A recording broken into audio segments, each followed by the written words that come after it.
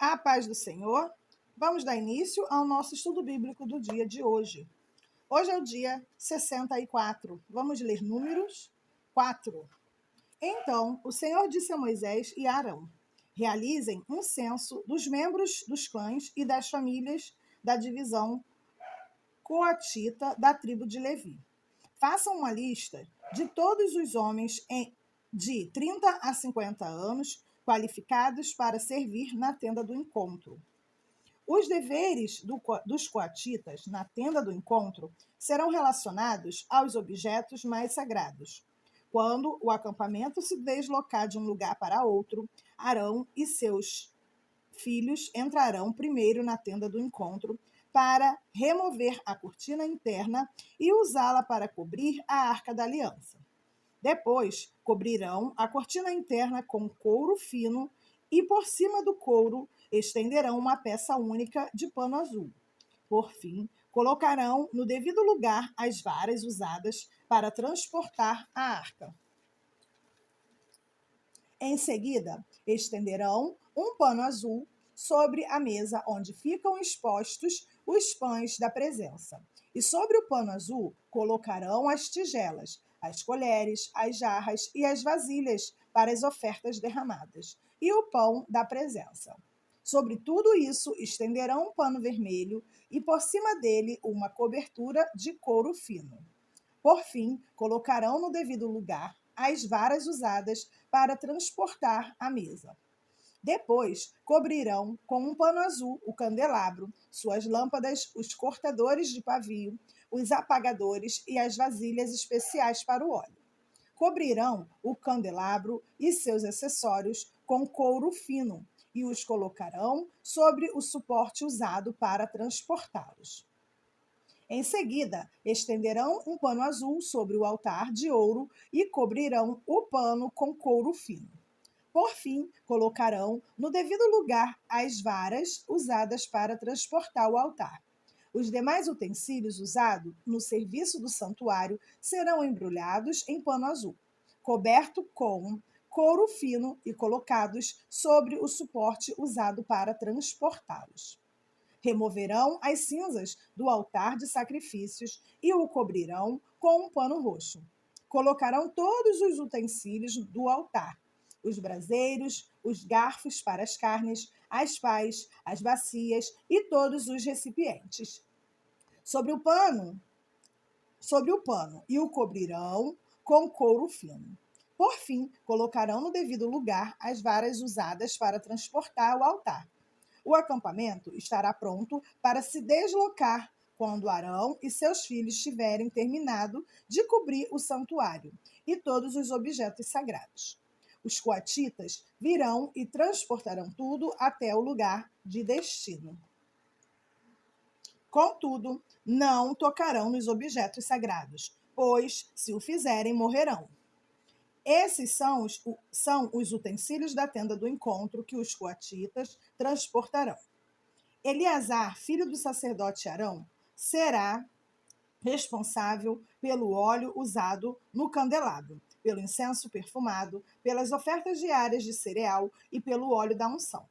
De fato, será responsável por todo o tabernáculo e tudo que nele há, incluindo o santuário e seus objetos. Então o Senhor disse a Moisés e a Arão: não permitam que os clãs coatitas sejam eliminados do meio dos levitas, para que eles vivam e não morram quando se aproximarem dos objetos mais sagrados. Vocês devem fazer o seguinte: Arão e seus filhos sempre entrarão com os coatitas e dirão a cada um deles o que deve fazer ou carregar. Os coatitas jamais entrarão para ver os objetos sagrados, nem mesmo por um momento, pois, se o fizerem, morrerão. O Senhor disse a Moisés: realize um censo dos membros dos clãs e das famílias da divisão gersonita da tribo de Levi. Faça uma lista de todos os homens de 30 a 50 anos qualificados para servir na tenda do encontro. Os clãs gersonitas serão responsáveis pelo serviço geral e pelo transporte de carga. Levarão as cortinas do tabernáculo, a tenda do encontro com suas coberturas, a cobertura externa de couro fino e a cortina da entrada da tenda do encontro. Levarão também as cortinas divisórias do pátio ao redor do tabernáculo e do altar, a cortina da entrada do pátio, as cordas e todos os objetos relacionados ao seu uso. Os gersonitas são responsáveis por todos esses itens. Arão e seus filhos orientarão os gersonitas a respeito de suas funções, seja o transporte dos objetos ou a execução de outras tarefas. Encarregarão os gersonitas daquilo que devem transportar. Essas são as funções dos clãs gersonitas na tenda do encontro. Prestarão contas de suas responsabilidades diretamente a Itamar, filho do sacerdote Arão. Registre agora os nomes dos membros dos clãs e das famílias da divisão Merarita da tribo de Levi. Faça uma lista de todos os homens de 30 a 50 anos qualificados para servir na tenda do encontro. Sua única função na tenda do encontro será transportar cargas. Levarão as armações do tabernáculo, os travessões, as colunas e as bases, as colunas das divisórias do pátio com suas bases, estacas e cordas, e todos os utensílios e objetos relacionados ao seu uso. Encarregue cada um por nome daquilo que deve transportar. Essa é a função dos clãs meraritas na tenda do encontro. Prestarão contas de sua responsabilidade diretamente a Itamar, filho do sacerdote Arão. Moisés, Arão e os líderes da comunidade fizeram uma lista com os nomes dos membros da divisão coatita, de acordo com seus clãs e famílias. A lista incluía todos os homens de 30 a 50 anos qualificados para servir na tenda do encontro, totalizando 2.750, de acordo com seus clãs. Esse foi, portanto, o total de membros dos clãs coatitas qualificados para servir na tenda do encontro. Moisés e Arão os registraram conforme o Senhor havia ordenado por meio de Moisés. Fizeram uma lista da divisão gersonita de acordo com seus clãs e família. A lista incluía todos os homens de 30 a 50 anos qualificados para servir na tenda do encontro, totalizando 2.630, de acordo com seus clãs e famílias. Esse foi, portanto, o total de membros dos clãs gersonitas qualificados para servir na tenda do encontro. Moisés e Arão os registraram conforme o Senhor havia ordenado. Fizeram uma lista da divisão merarita de acordo com seus clãs e famílias. A lista incluía todos os homens de 30 a 50 anos qualificados para servir na tenda do encontro, totalizando 3.200. Esse foi, portanto, o total de membros dos clãs meraritas. Moisés e Arão os registraram conforme o Senhor havia ordenado por meio de Moisés. Assim, Moisés, Arão e os líderes de Israel fizeram uma lista com todos os levitas, de acordo com seus clãs e famílias. O total de homens de 30 a 50 anos qualificados para servir na tenda do encontro e para transportá-la foi de 8.580. Quando registraram os nomes conforme o Senhor havia ordenado, encarregaram cada homem de sua tarefa e lhe disseram o que devia transportar. Desse modo, o registro foi completado conforme o Senhor havia ordenado a Moisés. O Senhor disse a Moisés: ordene aos israelitas que removam do acampamento todo aquele que sofrer de lepra, fluxos corporais, ou que tivesse tornado cerimonialmente impuro ao tocar num cadáver. Isso se aplica tanto a homens como às mulheres, para que não contaminem seu próprio acampamento, onde eu habito no meio deles. Os israelitas fizeram conforme o Senhor havia ordenado a Moisés e removeram essas pessoas do acampamento. Então o Senhor disse a Moisés: dê as seguintes instruções ao povo de Israel. Se alguém do povo, homem ou mulher, ofender ao Senhor, prejudicando outra pessoa, será culpado. Confessará seu pecado e pagará a indenização completa pelo dano causado, com um acréscimo de 1/5 do valor, e entregará o total à pessoa prejudicada. Mas se a pessoa prejudicada não tiver parentes próximos para receber a indenização, o valor pertencerá ao Senhor e será entregue ao sacerdote. O culpado também levará um carneiro como sacrifício para fazer expiação por ele. Todas as ofertas sagradas que os israelitas levarem ao sacerdote serão dele. O sacerdote ficará com todas as dádivas sagradas que receber. O Senhor também disse a Moisés: dê as seguintes instruções ao povo de Israel. Se a esposa de alguém se desviar, for infiel ao marido e tiver relações sexuais com outro homem, sem que o marido ou qualquer outra pessoa fique sabendo, ainda que não haja testemunhas e a esposa não tenha sido pega em flagrante, ela ficará contaminada. Se o marido tiver ciúme, suspeitar da esposa e precisar saber se ela se contaminou ou não, levará a esposa ao sacerdote. Apresentará em favor dela uma oferta de 2 litros de farinha de cevada. Não a misturará com azeite nem incenso, pois é uma oferta pelo ciúme, isto é, uma oferta de testemunho da suspeita, para provar se a mulher é culpada ou não. O sacerdote a apresentará para ser julgada diante do Senhor. Numa vasilha de barro, colocará um pouco de água sagrada e misturará com o pó do chão do tabernáculo. Uma vez que o sacerdote tiver apresentado a mulher diante do Senhor, soltará o cabelo dela e colocará em suas mãos a oferta pelo ciúme como testemunho da suspeita. O sacerdote se colocará diante dela, segurando a vasilha de água amarga que traz maldição sobre os culpados. Em seguida, o sacerdote fará a mulher jurar e lhe dirá: se nenhum outro homem tiver relações com você e se você não desviou nem se contaminou enquanto estava debaixo da autoridade de seu marido, que você permaneça imune aos efeitos dessa água amarga que traz maldição.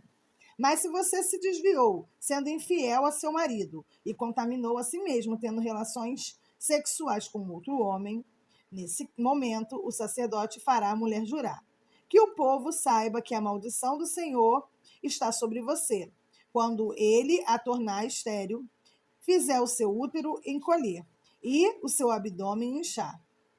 Que esta água que traz a maldição entre o seu corpo e traz a maldição entre no seu corpo e faça seu abdômen inchar e seu útero encolher. E a mulher responderá: amém, que assim seja. O sacerdote escreverá essas maldições num pedaço de couro e raspará de modo que caiam na água amarga, e fará a mulher beber a água amarga que traz a maldição. Se a mulher foi culpada, quando a água entrar no seu corpo, lhe causará amargo sofrimento.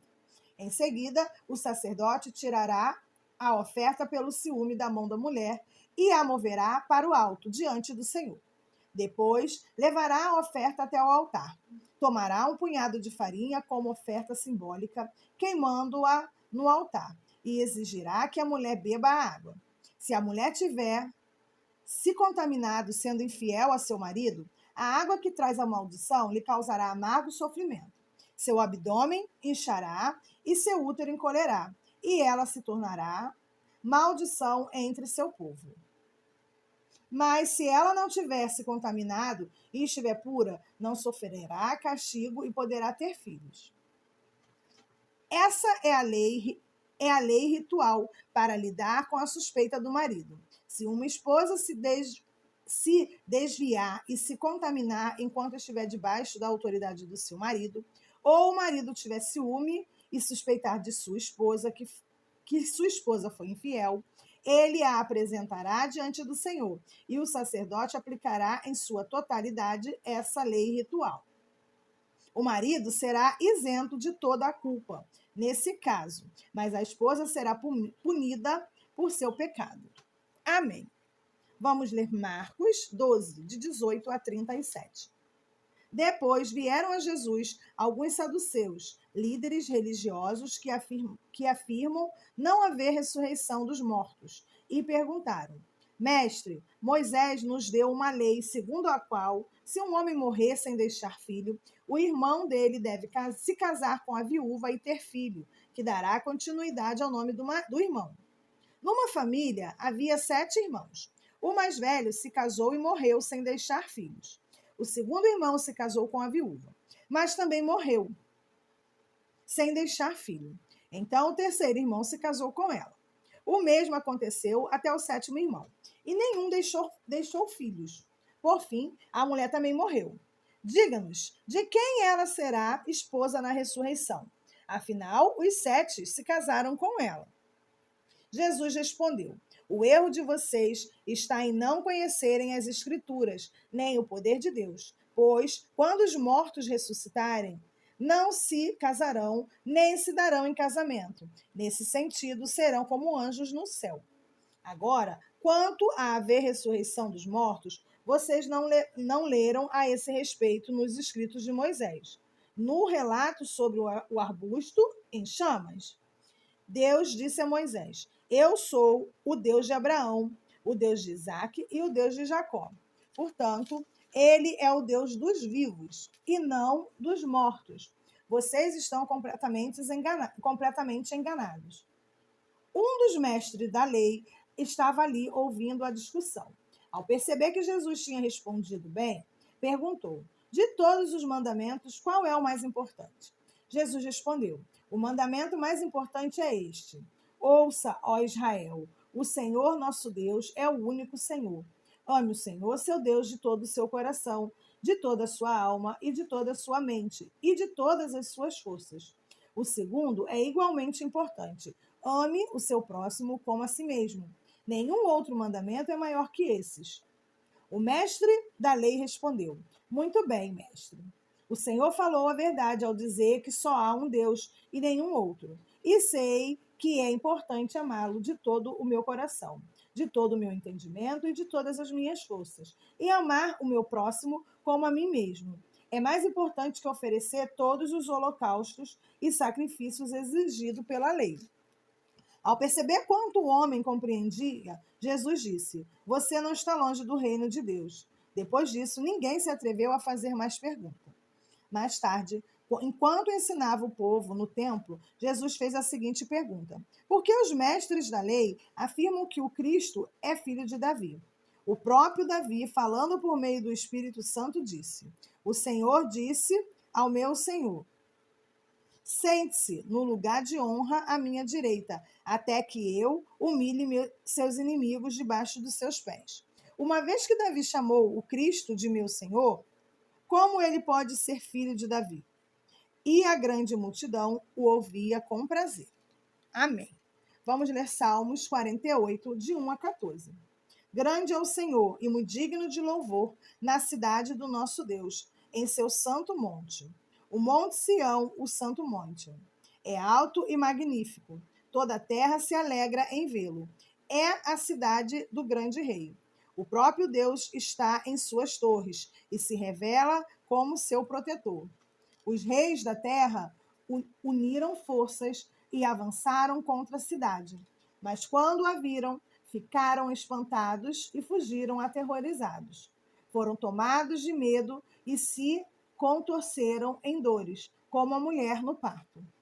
Tu os destrói como os navios de Tarse, despedaçados por um forte vento no leste.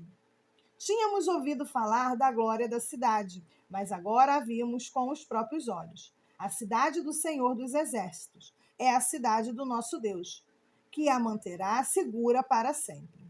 Ó Deus, em teu amor meditamos enquanto adoramos o teu templo. Como o teu nome merece, ó Deus. Serás louvado até os confins da terra. Tua forte mão direita está cheia de vitória. Alegre-se, povo, no monte Sião.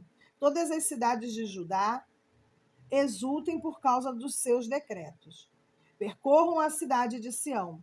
Vão e contem suas muitas torres. Observem os muros fortificados e caminhem por todas as cidadelas, para que possam descrevê-las às gerações futuras. Pois assim é nosso Deus. Ele é nosso Deus para todo sempre e nos guiará até o dia da nossa morte. Amém. Vamos ler Provérbios 10, versículo 26. Como vinagre nos dentes ou fumaça nos olhos, Assim, o preguiçoso irrita seus chefes. Amém. Chegamos ao final de mais um dia de estudo. Oremos. Senhor, meu Deus e meu Pai, muito obrigada, Senhor, pois até aqui o Senhor tem nos sustentado. Continue, Deus, olhando por nós, nos protegendo, nos guardando, nos capacitando, Senhor, nos dando discernimento, nos dando compreensão, para entendermos mais e mais sobre suas escrituras. Fala conosco, Senhor, nos visita, Senhor. Que o Espírito Santo seja derramado sobre nós e que ele habite em nosso coração. Em nome de Jesus. Amém.